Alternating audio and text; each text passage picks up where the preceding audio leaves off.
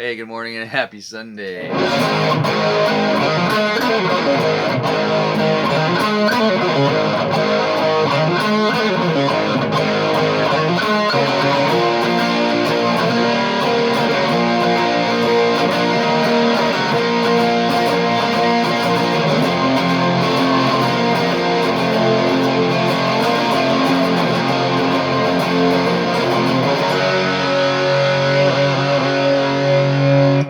All right. Happy Sunday. Cheers. Cheers, guys. You got through another one. You got through another week. Another week. Hey, it's just did everyone, is June just flown by? I mean, I realize it's, what is it, the 20, what day is it, 22nd? Oh, it has flown by. I don't know. I don't know if it's something about better weather, more things to do, more crazy drivers on the road. That's bad. You guys got to calm down out there, okay? You guys got to calm down. Okay. Okay. Aside from music for a second, we got to talk about driving for a second. I live in of course, most of you guys who watch me probably live where I live because, I don't know how far this show goes. um, I live in the Toronto area, or the GTA as we call it, um, which is quite a large area. I mean, if you go to, like, say, Pickering, Ajax, Whitby, I don't know what order that's in, but out that way. And then you go all the way down to, where I live, outside of Hamilton and Niagara, Toronto, everything around Toronto, north up to Barrie. It's a huge area of a huge amount of people live in this area, and a huge amount of terrible drivers, and a huge amount of impatient drivers. And yes, I've said it. You guys really do suck if you are weaving in and out of traffic. And I know a lot of people who drive motorcycles. Love you all. Um, I personally like sheet metal and glass between me and the craziest drivers in the world. Um, but if you guys, why are you all of a sudden weaving through in stop and go traffic? If I could speak properly this morning, why are you weaving in between the cars? This is illegal, by the way, in Toronto area or in Canada. You guys are watching YouTube videos of people with GoPros or whatever cameras, dash cams on their bikes, and watching them weave through traffic, aren't you? Aren't you doing that? Don't do that. I'm going to move over and knock you into a car or open someone could just, drivers don't see you. Just to say this, drivers are watching other cars in their blind spots, and stop and go traffic, we're not thinking that someone's going to come through. Just a reminder to all you guys who ride bikes. By the way, all you big bike drivers, you're the safest people out there. Harleys and that, I love you guys. You guys are very safe. You stay the speed limit, not the guys on the other bikes. Let's get back to music. Okay. Okay. June has flown by. Next weekend is already Canada Day weekend. It's not really a weekend, but Canada Day and 4th of July, of course, is the following weekend. You guys in the States get to celebrate on an actual weekend. We are on a Tuesday, which kind of sucks because there's work afterwards for you and all this kind of stuff. And we start a long, long whirlwind of gigs for myself starting on June 28th, the Saturday night of the long weekend. So Canada Day is coming. Woohoo. We love our country up here. I'm wearing my Triumph shirt, which I forgot to put my Triumph shirt on for, I was talking about Game 2 of the finals. Sorry, Edmonton fans, by the way. Canada did not prevail and keep the cup or bring the cup back. 1992 was the last Stanley Cup in Canada, by the way. 93? 93, I think it was. Sorry. Montreal Canadiens. And Edmonton couldn't do it again. Sorry guys. We were rooting for you. And Triumph played Game 2, the Triumph reunion of sorts. And I forgot to wear my Triumph shirt. I'm just playing a Rush song. I'm playing a Rush song wearing a Triumph shirt. I don't know if I can do that. It's not allowed. Anyways, I'm playing a Rush song because we're working on that. Our concert is the this weekend. This weekend, yes, Avalon Music Academy concert. But anyhow, I just want to talk about, you know, Canada Day's coming. There's a lot of talk about Canada joining the States from a certain person. Only one person's talking about that, by the way. And, you know, peacetime, it's not a very peaceful time in the world. But I played a music festival last night with Keep the Faith. Street festival. Not music festival. Street festival of sorts, where it's kind of your, I guess you'll say, I'm going to go out on a limb here and say you're kind of hired to be background music for the event. You know, people aren't buying tickets to see you. People aren't. Well, hopefully, we had a lot of friends and family, and a few, diehard fans that came out to see us because they knew we were playing. It was free because we're on the street, but yeah, um, you kind of just kind of there to keep things going and keep things happy. So here comes my point for all you musician friends out there.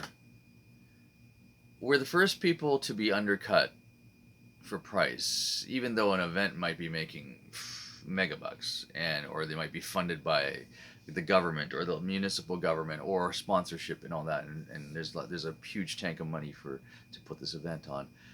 We still get undercut. I'm not saying we did last night. I'm just saying in general, musicians are paid the least amount of money for the most amount of entertainment that they want. Um, and yes, I'm grateful for my skills. I'm grateful for the opportunities I've had in my life. I'm grateful for just being able to still be at my age to play music, which is great, and still be able to make people happy. And that's the key, is it not? We're here to make people happy. So in these unrestful times in the world where lots of things are going on, and a lot of people turn off the news right now because it can be pretty depressing. Um, Speaking of turning off things, musicians are always the ones to return to. Like during COVID, I've spoken about this before. During COVID, we were the first people who were asked to do live streams. Asked to do this, play music to keep people happy. Last night in the street, we were just keeping people happy. People walking by, people smiling. We play a song and they love it. Here to keep people smiling, keep the atmosphere. Yeah. So if you're a bar musician, you play a lot of bars. I still play a lot of bars, and you're hired to have business at a bottom dollar. Again, sorry, but you're weaned down to a very small amount of money, and unfortunately, I've taken a lot less money than the band's worth just to play and just to get out there and get some practice and get to play in front of people, and other musicians undercut other musicians, which is sad. We should all stick together and drive the price up. People out there that undercut. COVID has brought out a lot of bands that normally would not have played live. Maybe they practice live. Maybe they just learned their instrument. I know a lot of adults that have just learned an instrument, just want to get out and play, and they'll just take whatever money. Bands that have a lot of friends will pull out a lot of people, and it doesn't matter what you sound like. You just pull in a lot of people, and they get the return gigs. Sorry, this is the way I feel. I mean, you correct me if I'm wrong. Put in the comments, but yes, the people who are in these establishments are expecting a huge night. They're not even expecting a huge night. They're expecting a blockbuster night. They want a blockbuster night. Every Friday and Saturday night has to be the biggest thing ever. And if it's not, and even if you have a great night, which I've had this year, I've had some great nights with Bridge on Fire at places, and people still are like, it's hot and cold. We didn't pull in the capacity of 100 that we had to, but we had 85, or we say we had 85, and then they say we only had 50 or something like that, right? I'm talking about a specific place, by the way, that I'm not going to name. But